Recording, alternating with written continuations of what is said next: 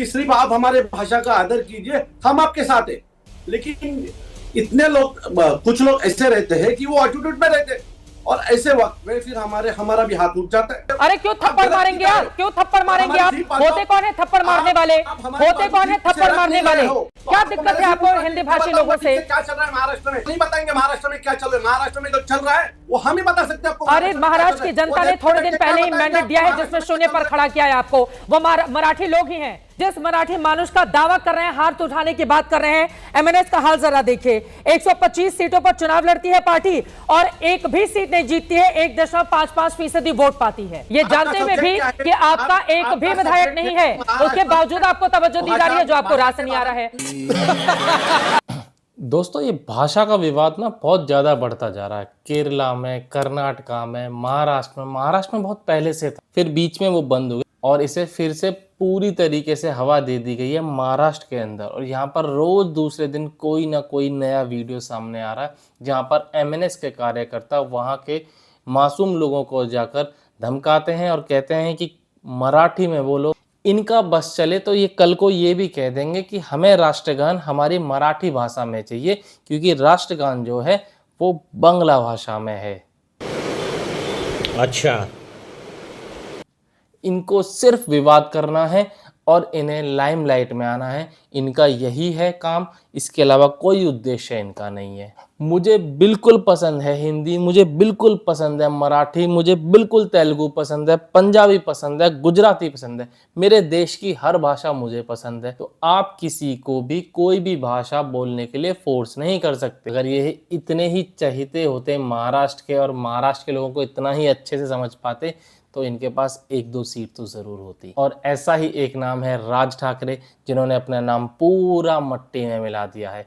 और इस वीडियो के अंदर भी ऐसा ही कुछ हुआ जहां पर चित्रा त्रिपाठी ने यहाँ के एमएनएस के कार्यकर्ता को बहुत ही अच्छे तरीके से धो डाला।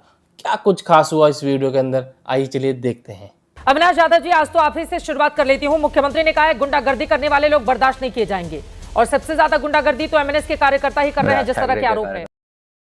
अब करेंगे तो केस दर्ज होगा, कार्रवाई की जाएगी। सबसे पहले तो मैं आपका शुक्रगुजार हूं कि आपने बुलेटिन की शुरुआत मराठी में की। आपने ट्राई तो किया मराठी में बात करने का। हम लोग यही बोल रहे हैं महाराष्ट्र में। आप 25-25, 30-30, 40-40 साल से महाराष्ट्र में रह रहे हो और आपको बिल्कुल मराठी नहीं आती और आप बिंदास बोलते हो नहीं मुझे नहीं बोलना है मराठी। ये सही नहीं है ना। आप जिस राज्य में रहते हो, जिस राज्य में आपका व्यवहार करते हो, अगर उस राज्य के लोग, अभी कोई भी दुकान में 80% लोग तो मराठी जाते हैं वहां पे सामान खरीदने के लिए। और ऐसे जगह पे अगर आप बोल रहे हो 40 साल के बाद मुझे मराठी नहीं आती, आपको जो करना है वो करो, मैं मराठी नहीं बोलूंगा, तो ये सही नहीं है। महाराष्ट्र में मराठी को अभिजात भाषा का दर्जा मिला है। हम वही बोल रहे हैं कि सिर्फ आप हमारे भाषा का आदर कीजिए, हम आपके साथ हैं।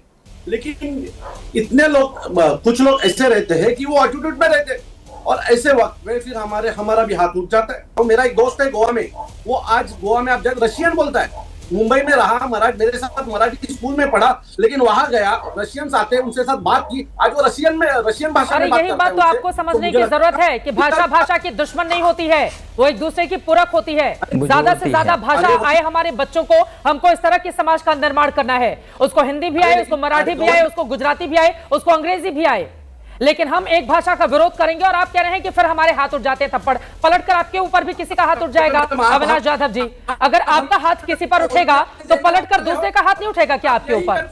हम हिंदी चैनल पे आते नहीं है।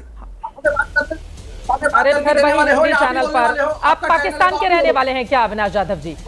आप पाकिस्तान के रहने वाले हैं क्या कि हिंदी चैनल पर नहीं आते हैं? हमारी बाजू ही रखने दे रहे हो, आप ही बात करते हो, आपका चैनल आप ही बात करते हो, हम कुछ अरे आप ही से शुरुआत की है। राष्ट्रीय प्रवक्ताओं को मैंने किनारे रखकर आप ही से शुरुआत की है अविनाश यादव जी। ये जानते हुए भी कि आपका एक भी विधायक नहीं है, उसके बावजूद आपको तवज्जो दी जा रही है जो आपको रास नहीं आ रहा है।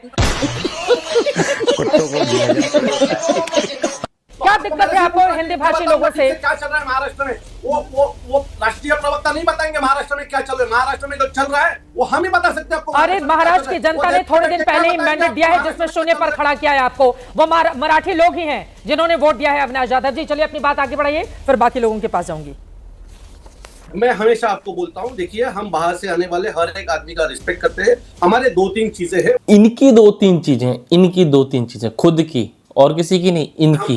हम बाहर से आने वाले हर एक आदमी का रिस्पेक्ट करते हैं। हमारे 2-3 चीजें हैं वो आपको ध्यान में लेना चाहिए और चैनल पे दिखाना चाहिए। आपने जो अभी मीरा भाईंदर में जो हुआ वो 40 सेकंड का क्लिप दिखाया, उसके पहले जो चीज हुई वो आपने दिखाई नहीं। हाँ। उसके पहले वो दोनों में जितनी भी बातचीत हुई वो कुछ भी दिखाया नहीं, सिर्फ 40 सेकंड का थप्पड़ मार रहा है वही दिखा रहे हो। अरे क्यों थप्पड़ मारेंगे आप, क्यों थप्पड़ मारेंगे आप? होते कौन है थप्पड़ मारने वाले? होते कौन है थप्पड़ मारने वाले? होते कौन है थप्पड़ मारने वाले? आप मानते हो कि महाराष्ट्र में पुलिस भी थप्पड़ नहीं मार सकती, आप लोग कौन होते हैं थप्पड़ मारने वाले? अविनाश जाधव जी, एक कान के नीचे बजा रहे वही आप दिखा रहे हो। इसके पहले आप लोग भी मार खाए हैं, उधर वालों ने भी पलटवार किया है क्या? वो वीडियो नहीं है मेरे पास। नहीं, मुझे मजाक नहीं उड़वाना, मैं नहीं बताऊंगा। उधर वालों ने भी मारा है आप लोगों को। ये सब हुआ है। हाँ। ये शेयर कितने किया? बीजेपी के एमएलए ने किया, बराबर है। हाँ। तो ये जो सब हुआ उसका 40 सेकंड का एक वीडियो कट किया और वो बीजेपी के एमएलए ने शेयर किया और बाद में वही उनको जाके बताता है हम आपका मसीहा है।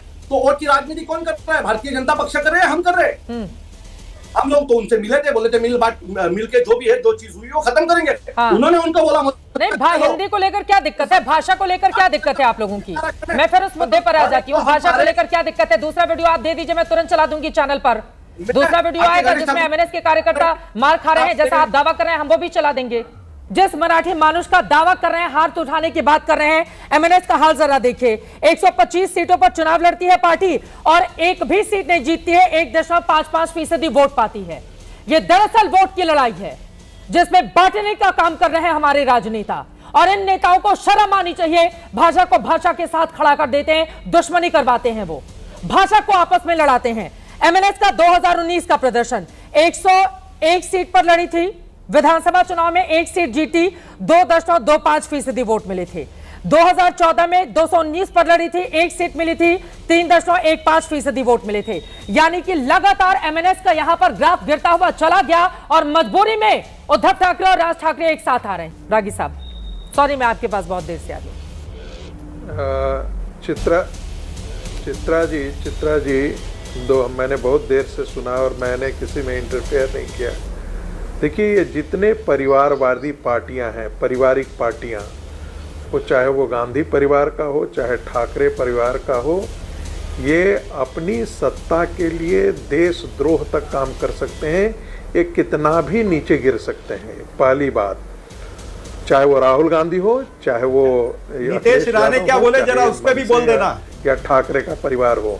एक दूसरा मैंने गौर से सुना है, थोड़ा धैर्य रखिएगा। दूसरा, गांधी जी ने, डॉक्टर अंबेडकर तो संस्कृत को राष्ट्रभाषा बनाना चाहते थे, लेकिन कांग्रेसियों ने थोड़े उनकी सुनी। दूसरी बात, गांधी जी ने तो सीवी रमन के साथ बातचीत में कहा, कोई भी पढ़ सकता है कलेक्टेड वर्क्स ऑफ गांधी, कि हिंदी को राष्ट्रभाषा बनानी चाहिए, लेकिन इन कांग्रेसियों ने, नेहरू के वंशजों ने थोड़े सुना, नहीं सुना। तीसरी बात, चूंकि ये ठाकरे परिवार महाराष्ट्र के लोगों के द्वारा राजनीति चमक नहीं रही है, तो ऐसी स्थिति में इन्होंने भाषा के विवाद को छेड़ा। चित्रा जी आप अलाउ करती हैं इतने बड़े चैनल में ऐसी भाषा बोलने? मैं सुन नहीं पाई। चित्रा जी आप ऐसी भाषा अलाउ कर? अरे भाई आप ये प्रोफेसर है, ये बोल रहे हैं प्रोफेसर। अरे भाई आप तो चपरासी का काम करते बोल रहे प्रोफेसर नहीं। अरे भाई उद्धव ठाकरे की चपरासी है, पहले बताइए। गंदी भाषा का प्रयोग आप करना चपरासी चाहिए। हैं कि प्रोफेसर? वो आदमी चपरासी है कि प्रोफेसर है यार? वो दुष्ट आदमी। प्लीज संगीत रागी जी, ये कौन सी भाषा है? संगीत रागी जी प्लीज। चित्रा जी मैं बर्दाश्त नहीं करूंगा। चित्रा जी मैं बर्दाश्त नहीं करूंगा। संगीत रागी, हिंदी भाषियों के खिलाफ ये ठाकरे गुंडा परिवार, ये ठाकरे का गुंडा परिवार हिंदी भाषियों को मारने पीटने के लिए प्रेरित करता है। इसलिए सबसे बड़ा गुंडा यही परिवार है। जी ये चौथी बात में जिक्र कर देना, बर्बाद कीजिए, बहिष्कार करना लोग करे, बोले महाराष्ट्र की फिल्मों का बहिष्कार करो, तब क्या होगा? तब क्या आप यही चाहते हैं क्या? भाषा के नाम पर इस देश को बांटने वाला, घटिया राजनीति करने वाले ठाकरे परिवार को देशद्रोही नहीं कहा जाए तो क्या कहा जाए? आपकी हिम्मत कैसे होती है कि हिंदी भाषी को हम मारेंगे? हाथ उठ जाता है। अरे शर्म नहीं आती है, लाज नहीं आती है तुमको? ये कहते हो टेलीविजन पर कि हमारा हाथ उठ जाता है। तुम्हारे हम हिम्मत कैसे होती है ऐसी बातें कहने के लिए? कि हमारे हाथ उठ जाते हैं हिंदी तुम्हारी भाषा कैसी है? हिंदी भाषियों के तुम हाथ प्रोफेसर तुम्हारे हो। ऊपर वाले उठ थे सकता अपनी है। संगीत रागी जी, जरा नितेश राणे पर भी बोलिए ना। वो बोल रहे हैं ये गोल टोपी दाढ़ी वाले मराठी बोलते हैं क्या? ये जावेद अख्तर, आमिर खान लोग मराठी बोलते हैं क्या? ये केवल गरीब हिंदुओं के लिए है, गरीब और हिंदुओं पर अगर कोई हाथ उठाएगा तो उसके ऊपर कार्रवाई होगी। अब आप लोग भी तो हिंदू मुसलमान लेकर आ गए ना, बोलिए नितेश राणे पर भी कुछ। नितेश राणे ने तो उद्धव ठाकरे और राज ठाकरे को आईना दिखाया है कि जरा उनको भी कह करके दिखाओ ना।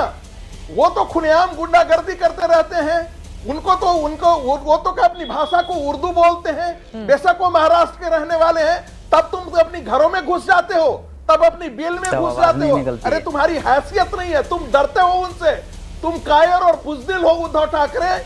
बिल्कुल तुम डरपोक हो, बुज़दिल हो, क्योंकि हाथ वही उठाता है जिसमें दम नहीं होता बात करने का, जिसमें ताकत नहीं होती चीज़ों को समझने की। जो डरता है वो पहले फन उठाता है, बाद में कुचल दिया जाता है। और इनका जो पूरा टारगेट है ना, वो एक ही समुदाय, एक ही संप्रदाय, एक ही धर्म के साथ है। दूसरे किसी धर्म को ये लोग नहीं बोल पाते कि तुम क्यों नहीं बोलते हो। इनकी जितनी भी वीडियोस आपको मिलेंगी जहाँ पर इन्होंने बदतमीजी करी है, उपद्रव मचाया है, वो सिर्फ एक ही प्रकार के, एक ही धर्म के लोग हैं, सनातन धर्म के। सभी का टारगेट क्यों रहता है सनातन धर्म पे? चलिए मिलते हैं आपसे नेक्स्ट वीडियो में, तब तक के लिए जय हिंद, जय भारत।